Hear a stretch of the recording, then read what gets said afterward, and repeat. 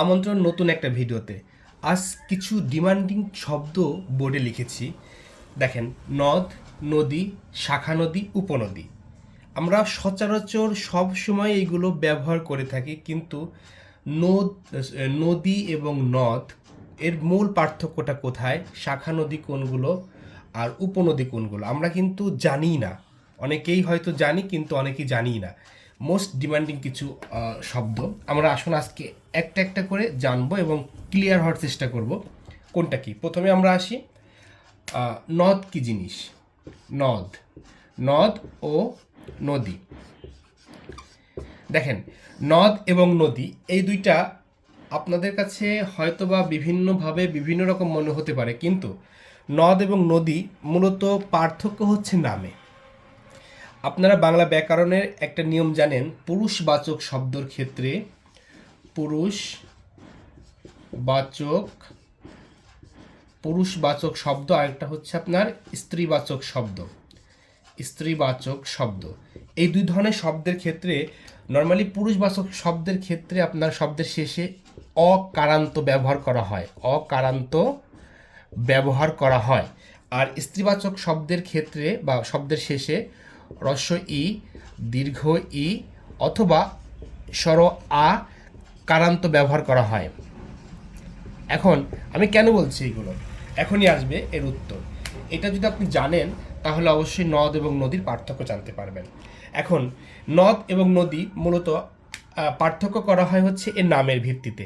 নদ বলতে আমরা সবসময় পুরুষবাচক শব্দকেই বুঝি এবং নদীটা সবসময় আমরা স্ত্রীবাচক শব্দটাই বুঝি। কিভাবে হইল, আমি এখানে কিন্তু বোর্ডে লিখে রেখেছি, পুরুষবাচক শব্দে অকারান্ত ব্যবহার করা হয় এবং স্ত্রীবাচক শব্দে রসই, দীর্ঘই এবং অথবা আকারান্ত ব্যবহার করা হয়। আমি এটা মুছে দিচ্ছি। এখন কয়েকটা উদাহরণ দেখলে আপনারা বুঝতে পারবেন। যেমন যদি আমরা নদীর ক্ষেত্রে আসি, নদী, নদী দেখবেন যমুনা, যমুনা, যমুনা, পদ্মা, পদ্ময় আকার, পদ্মা, মেঘনা, মেঘনা, সুরমা,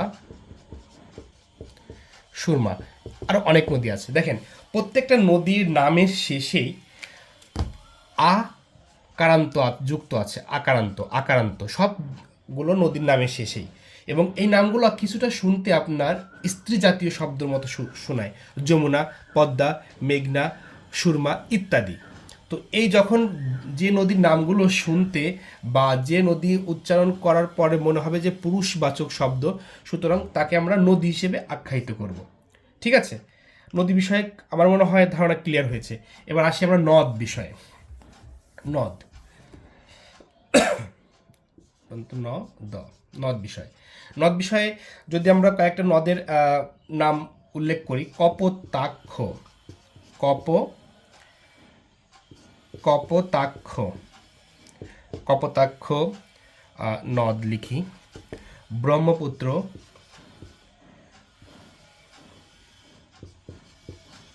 পুত্র নদ। তারপর যেমন মিশরের নীল নদ, তারপর কুমার নদ, কুমার, কুমার নদ। আচ্ছা, এই যে নদগুলো আমি উল্লেখ করেছি, দেখেন প্রত্যেকটা জায়গায় কিন্তু সর্বশেষের শব্দটায় স্বর অ, মানে এই অকারান্ত মানে যুক্ত আছে। এখানে কিন্তু কখনোই আ আ, হ্রস্ব ই বা দীর্ঘ ই যুক্ত হয়নি এবং নামগুলো সব সব নামগুলোই একটু পুরুষবাচক শব্দ দ্বারা গঠিত। সুতরাং যে শব্দগুলো পুরুষবাচক শব্দ দ্বারা গঠিত যে নদীর নামগুলো তাকে আমরা বলবো নদ, এবং যে নদীর নামগুলো আমরা স্ত্রীবাচক শব্দ দ্বারা ব্যবহার করব বা শুনতে পাবো সেগুলো মূলত নদী। তাহলে এই মূলত নদ এবং নদীর মধ্যে পার্থক্য হচ্ছে নামে। পুরুষবাচক শব্দ হইলে সেটা নদ এবং স্ত্রীবাচক শব্দ হইলে সেটা নদী। আর মনে হয় নদ এবং নদী সম্পর্কে কোনো ধারণা অস্পষ্ট থাকলো না।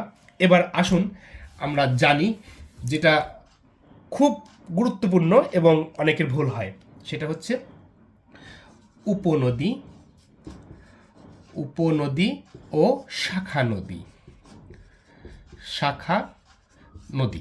আচ্ছা, উপনদী এবং শাখা নদী কী জিনিস? উপনদী শাখা নদী জিনিসটা কি?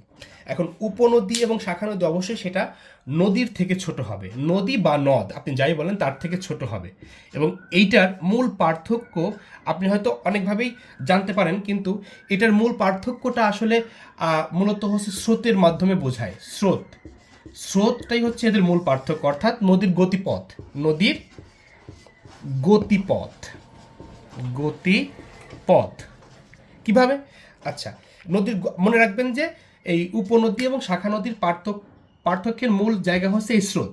আচ্ছা, আমরা এখন একটা যদি নদীর গতিপথ আঁকানোর চেষ্টা করি, দেখবেন ধরেন একটা নদী, এই একটা নদী, তো এই একটা যদি নদী হয়, এখন ধরেন নদীর স্রোত এটা উত্তর দিক থেকে নর্মালি আমরা জানি দক্ষিণ দিকে স্রোত প্রবাহিত হয়, কিছু নদীর ক্ষেত্রে ভিন্নতা আছে। এই দিকে আমরা এই অ্যারো চিহ্ন দিয়ে নদীর স্রোতটাকে আমরা ইন্ডিকেট করছি, এটা হচ্ছে নদীর স্রোত। আচ্ছা, এখন যদি এটা হচ্ছে বড় একটা নদী, এখন ধরেন এই জায়গা থেকে অন্য একটা নদী মিশছে, এখান থেকে এই নদীতে আসছে, আবার অন্য একটা নদী এই পাশ থেকে এই নদীর সাথে মিশেছে। আচ্ছা, আবার আরেকটা নদী ধরেন এই পাশ থেকে এই পাশে মিশেছে, আরেকটা নদী ধরেন এই পাশ থেকে আপনার এই পাশে মিশেছে। এখন আপনি কোনটাকে শাখা নদী বলবেন? এটাকে শাখা নদী বলবেন নাকি এইটাকে, না এটাকে উপনদী বলবেন, না কোনটাকে কি বলবেন? এখন আপনাকে প্রথমত দেখতে হবে এই যে ধরেন আমি এটা 1 নাম্বার দেই, 2 নাম্বার দেই, এটা 3 নাম্বার, এটা 4 নাম্বার। এখন চিন্তা করেন যে 1 নাম্বার যে নদী দিয়ে যদি স্রোতটা আপনার এই দিকে প্রবাহিত হয়ে যদি মূল নদীতে পড়ে, স্রোত যদি মূল নদীতে পড়ে, অন্য ছোট কোনো নদী থেকে স্রোত যদি মূল নদীতে আসে, তাহলে তাকে আমরা বলবো উপনদী। উপনদী, ঠিক আছে, এটা মূলত উপনদী। যদি স্রোতটা যদি এই দিকে আসে অবশ্যই সেটা উপনদী। আচ্ছা, আর মূল নদী থেকে যখন স্রোত বের হয়ে অন্য কোনো ছোট নদীতে পতিত হয় বা গতিপথ সেই দিকে যায় স্রোত, তখন সেই নদীকে আমরা বলবো ব্রাঞ্চ বা শাখা নদী। শাখা নদী, শাখা নদী। আচ্ছা, এখানে কিন্তু ঘটনা আছে, আপনি এই নদীর গতিপথ না সবসময় পরিবর্তন হয়।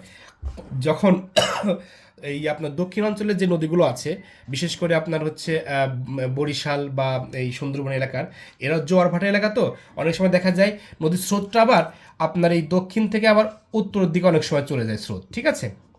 তখন এই স্রোত যখন এইদিকে যায়, তখন এই স্রোতগুলো কিন্তু আপনার আবার এরকম তখন এই 2 নাম্বার নদীতে ধরেন যে আপনার তখন পানি বেরোয় যায়, তখন এইটা কিন্তু শাখা নদী হিসেবে কাউন্ট হবে। আর যখন আবার যদি পানি এই দিক দিয়ে বেরোয় যায়, তখন কিন্তু এটা আপনার শাখা নদী হিসেবে আবার কাউন্ট হবে, শাখা নদী। আর ধরেন বঙ্গোপসাগর থেকে আবার স্রোতটা এই নদীতে ঢুকছে, এই দিক থেকে কোন নদী থেকে এসে এই স্রোতটা এই নদীতে ঢুকছে, তখন এটাকে আপনি আবার উপনদী হিসেবে ব্যবহার করতে পারবেন বা বলতে পারবেন উপনদী। তার মানে ক্লিয়ার হয়েছেন এই চিত্র দ্বারা যে যদি মূল নদীতে কোনো নদীর স্রোত এসে পতিত হয়, তখন সেই নদীকে বলা হয় উপনদী, এবং ওই মূল নদী থেকে যদি কোনো ব্রাঞ্চ বা শাখার মাধ্যমে স্রোত বা নদীর গতিপথ যদি অন্য কোনো জলাশয়ে পতিত হয়, তখন ওই ছোট জলাশয়কে বা ছোট নদীকে বলা হয় শাখা নদী, ঠিক আছে। মূলত হচ্ছে আমরা স্রোত বা নদীর গতিপথ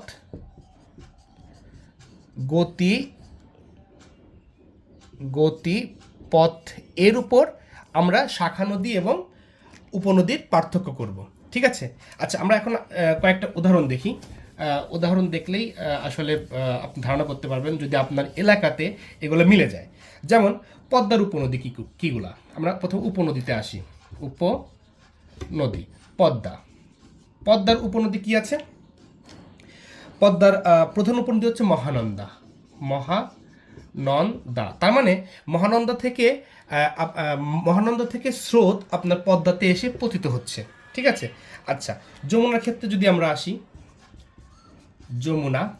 যমুনার কি কি উপনদী আছে? সেটা হচ্ছে তিস্তা, তিস্তা, ধরলা, আর অনেক আছে, ঠিক আছে। তার মানে তিস্তা এবং ধরলার পানি যমুনাতে পতিত হচ্ছে এসে। আমরা মেঘনাতে আসি। মেঘনা, মূলত আমি মেন নদীগুলোর কথাই বলছি, ঠিক আছে। অনেক নদী তো আছে, যেমন ধলেশ্বরী, ধলেশ্বরী, সরি, ধলেশ্বরী, ডাকাতিয়া, ডাকাতিয়া, গোমতী, গোমতী ইত্যাদি। হ্যাঁ,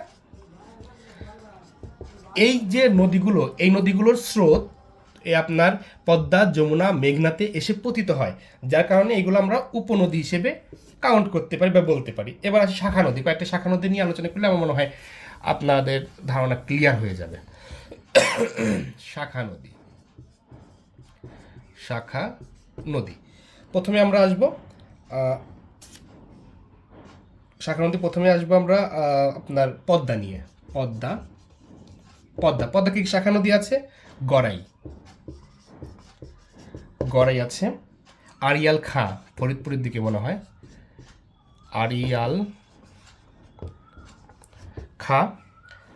কুমার, দেখেন এটা কিন্তু কুমার কিন্তু আপনার নদ, কিন্তু এটা কিন্তু আপনার শাখা নদী বা আপনার উপনদী হিসেবে ব্যবহার হচ্ছে। কপোতাক্ষ, কপোতাক্ষ ইত্যাদি। আচ্ছা, এবার যদি আমরা আসি যমুনাতে। যমুনাতে আমি বেশি লিখবো না। যমুনাতে আসলে কি হবে? যেমন ধলেশ্বরী, ধলেশ্বরী, ধলেশ্বরী, ইছামতি, ইছামতি ইত্যাদি। হ্যাঁ, আচ্ছা, তারপরে সর্বশেষ হচ্ছে মেঘনা। মেঘনাতে কি আমরা জানি, যেমন অনেক নদী আছে আসলে মেঘনাতে, যেমন মনু, তিতাস, তিতাস, গোমতী, গোমতী ইত্যাদি, তেঁতুলিয়া। আচ্ছা, এখন শাখা নদী তার মানে হচ্ছে আপনার এই নদীগুলা, মানে এই মূল নদী থেকে পদ্মা, যমুনা, মেঘনা থেকে পানি আপনার এই গড়াইতে যাচ্ছে, আড়িয়াল খাতে যাচ্ছে, কুমার নদীতে যাচ্ছে, কপোতাক্ষে যাচ্ছে, আবার যমুনা খেতে দেখেন ধলেশ্বরীতে যাচ্ছে, আবার ইসামতিতে যাচ্ছে, মেঘনাতে মনুতে যাচ্ছে পানি, আবার তিতাসে যাচ্ছে এবং গোমতীতেও যাচ্ছে। অনেক নাম আছে। এখন এই ধলেশ্বরী নদী বা আরও কিছু নদী আছে যেগুলো শাখা নদী হিসেবে ব্যবহৃত হয় এবং উপনদী হিসেবে ব্যবহৃত হয়। আমি আগেই বলেছি নদীর স্রোতের উপর ডিপেন্ড করে কোন নদীটা শাখা নদী হিসেবে কাউন্ট হবে এবং কোন নদীটা উপনদী হিসেবে কাউন্ট হবে। তো আমার মনে হয় আপনারা বুঝতে পেরেছেন। যদি কোনো প্রশ্ন থাকে অবশ্যই কমেন্ট বক্সে জানাবেন, আমি চেষ্টা করব উত্তর দেওয়ার জন্য। ধন্যবাদ।